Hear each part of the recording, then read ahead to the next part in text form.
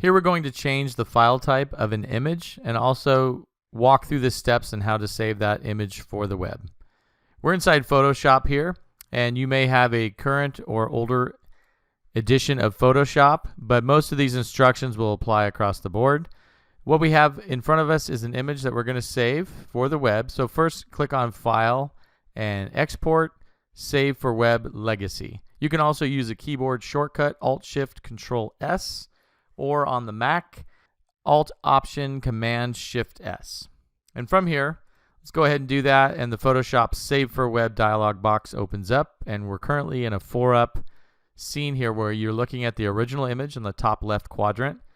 The file size is 603 kilobytes, and over to my right we have this file size down to 65% quality, which is done right here, and the JPEG kilobyte size is 17.58 kilobytes, so that's quite a reduction in file size.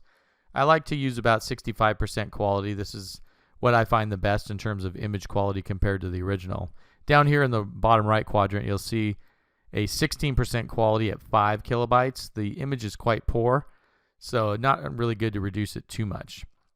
From here, all we have to do is drop down and you can choose your file type: JPEG, GIF, or PNG 8, PNG 24. The primary of the three is GIF, JPEG, and PNG 24.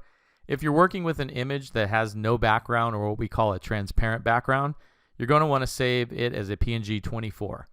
That way it will save the image with no background. If you save it as a JPEG or a GIF, that transparent background is flattened to white, so that won't work. But the GIF is used primarily for icons and very small kilobyte files. But everything else, JPEG is the best file type to use. If you're saving a product image for your website, a graphic or picture, this is what you want to do. So we're going to select JPEG, and then we're going to click Save, and then that will save it to your computer. And from there you can upload it to your e-commerce website.